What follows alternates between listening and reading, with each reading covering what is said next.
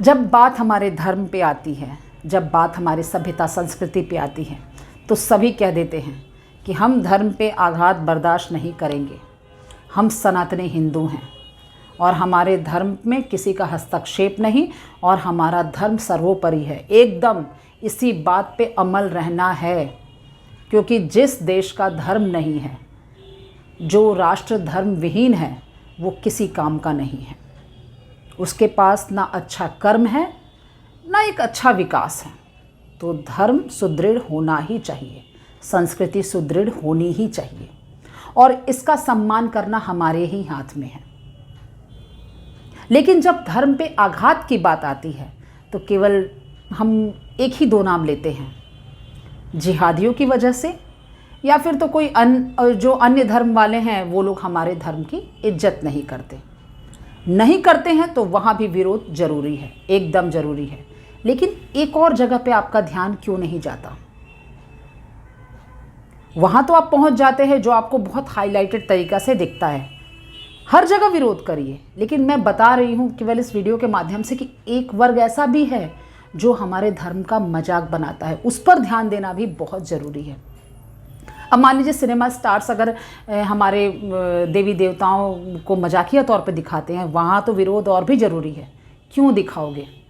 लेकिन कुछ लोग ऐसे भी हैं जो समाज के अंदर ही रह के हमारे धर्म का मजाक बनाते हैं, हमारे देवी देवताओं का मजाक बनाते हैं, हमारे देवी देवताओं को लाचार दिखाते हैं, उनको दिखावे के रूप में प्रेजेंट करते हैं, उन्हें पाखंड के रूप में, उन्हें बहुत मतलब अंधविश्वास के रूप में समाज के सामने प्रेजेंट कर रहे हैं। तो चलिए आज उन्हीं के बारे में हम बात करेंगे। अच्छा, आपने गौर किया होगा कि आपके घर के आसपास कभी ना कभी तो देखा ही होगा, चाहे जब मार्केट निकलते हैं तो वहाँ भी आपने देखा होगा कि महादेव जी का वेश धारण किए हुए कोई आदमी हाथ में त्रिशूल लिए हुए हर दुकानों पे घूमता है और 5-10 रुपये मांगता है। देखने में तो कभी कभी शायद ही किसी ने ध्यान दिया होगा, शायद ही उस व्यक्ति को किसी ने टोका होगा कि ये क्या तरीका है, आप हमारे देव का वेश धारण करके भीख क्यों मांग रहे हैं? हमारे देव तो देने वाले हैं। क्या कभी किसी ने उस व्यक्ति को समझाया होगा जो ये स्वांग रचा रहा है हमारे देव का वेश धारण कर? जिन महादेव के दरबार में हम लोग सच्ची सद्बुद्धि के लिए प्रार्थना करने जाते हैं और उनकी शक्ति से कोई अछूता नहीं है, फिर हम वो अपमान क्यों बर्दाश्त करते हैं? इस बारे में सोचिए और ज़रूर एक्शन लीजिए। आप ध्यान दीजिएगा, अगर किसी की आईडी है, फेसबुक आईडी, और अगली सुबह अगर वो देखता है कि उसकी आईडी को किसी ने हैक करके, मतलब चाहे उसके नाम से कुछ भद्दा सा पोस्ट किया है या उसे कुछ गलत उसके आईडी से पोस्ट किया है, तो वो कितना नाराज़ होता है। उसकी नाराज़गी वो अपने पोस्ट को साझा करके करता है कि मेरी आईडी किसी ने हैक कर ली है और कितना गलत सलत पोस्ट किया है या मेरे नाम से ऐसा ऐसा बवाल मचाया है, तो प्लीज़ आप लोग इस पर भरोसा ना करें। तो आप भगवान का वेश धारण करके उनके नाम से भीख क्यों मांग रहे हो? अपनी कायरता को मतलब उनका चोला पहना रहे हो।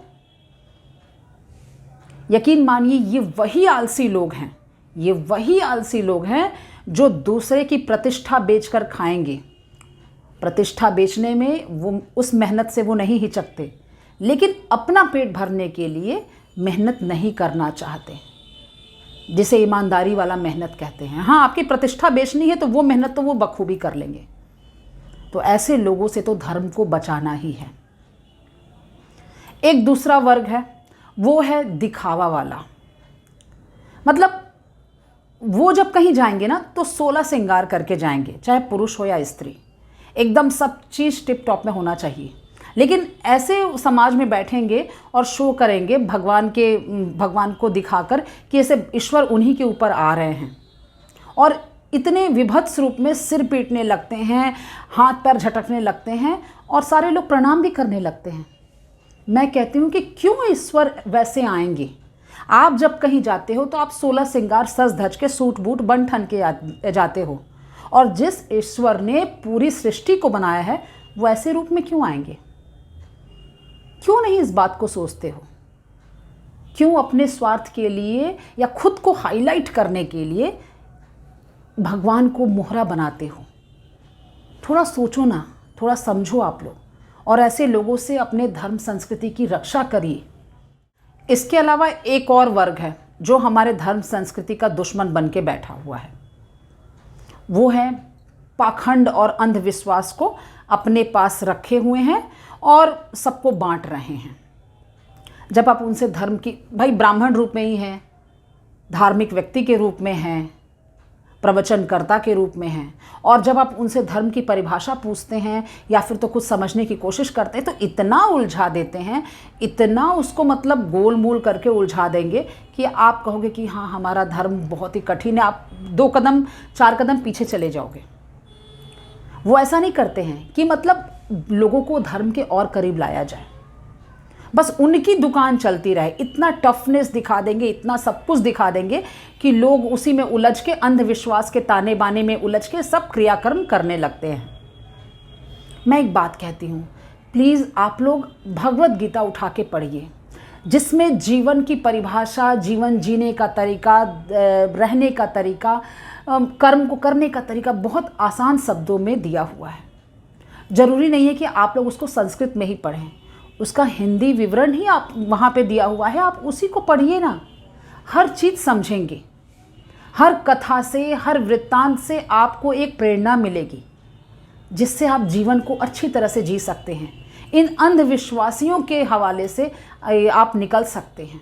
नहीं तो यकीन मानिए, धर्म को समझने के चक्कर में इन पाखंडियों के में आप जब फंस जाते हैं तो देख के बहुत दुख होता है। मैं बार बार सभी से कहती हूँ कि धर्म की परिभाषा बहुत आसान है, और धर्म हमारा कोई ढोंग नहीं है, हमारी संस्कृति, हमारा धर्म कोई ढोंग नहीं है।